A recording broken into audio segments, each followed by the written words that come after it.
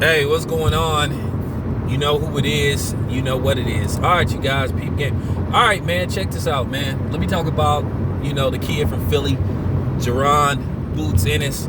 He got a fight coming up on the Carissa Shields card. He's going to be fighting on the undercard, but he will be featured on the live broadcast with Showtime. He's a kid out of Philly. I've seen him fight like about maybe 2, 3, 4 times at best. I mean, with him, it's just really so far so good. He's 24-0 with 22 knockout, has a high knockout ratio, but that depends on his level of competition. A guy at his level and where he is, he's still what you call up-and-coming prospect, whatever you want to call him. He's 22 years old. I know he said he won a title shot, with the Bud Crawford, the Errol Spences, those type of guys, the Sean Porters, the Danny Garcias. You guys got to understand it's levels to everything, and then it's waves. You know what I'm saying? They go by wave gaps.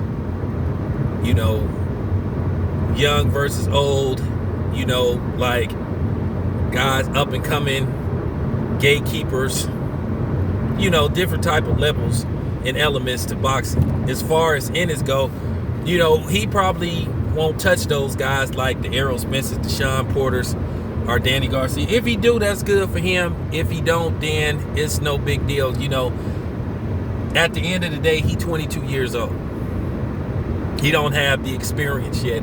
And I know these guys say they ready, and you know what I'm saying, they ready, they want a big fight and all that type of stuff. He in that same category with the Virgil Ortizes and guys like that. That's his generation gap. They'll probably meet somewhere down the line if there's no politics involved. But I do like the kid. Yeah, he's an exciting fighter. He's fun to watch. I guarantee that you'll get your money's worth if you watch this kid fight. He's an exciting fighter. He gives you everything you want in a fighter, depending on what you look for in a fighter, because people don't know what they want out of the brothers. If you act like Floyd, they can't stand you. If you act like Andre Ward, they can't stand you. So with us, it's a no-win situation. But with him, I've been impressed. But I have to take into consideration his level of competition. We always have to take in consideration the level of competition before we, reach, a jury verdict. As far as guys like Triple G, Triple G is 37 years old. Actually gonna be 38, I think, in April. So the jury is out on him. His resume is trash. He's one of the most overrated boxers in the last 25 years. And it's a travesty that they have the audacity to try to put this man in the same sentence with Mike McCallum and Hagler and, Sugar Ray Leonard. It's a travesty. It's a joke. Triple G couldn't even have beat a 40-year-old Bernard Hopkins. Okay? And even though Oscar De La Hoya was mediocre at middleweight, I don't even think he could have beat Oscar De La Hoya. I think Sugar Shane Mosley beats him at middleweight. So, at the end of the day, I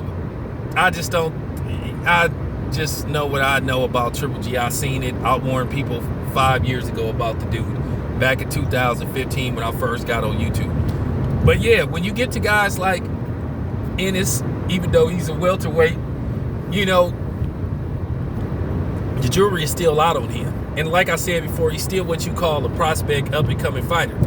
There's no need or no rush to try to put him in there with the likes of Crawford, those type of dudes. Crawford them and Spence them and Porter them got what you would call probably too much experience for him. And it might even be a competitive fight, but you would have to favor all those dudes against him just because his lack of experience. Now, I know he fighting somebody that got that Beatles / no country for old man haircut, but, still, we need to wait. But so far, so good. That's my honest opinion on Mr. Ennis. And I look forward to continue to see him fight and grow as a fighter. he'll get his chance, and his time is gonna come. You know, he'll be that next generation to carry the welterweight division, you know, but more than likely, based off his height and size, he's 5'10", 5'11". More than likely, he won't stay or finish his career at 147. More than likely, he moves up like probably 2 weight classes, maybe even 3. He may even finish at light heavyweight. And I looked at his build, he could easily move up 2 more weight classes. But yeah, this your boy Town Biz. I'm out.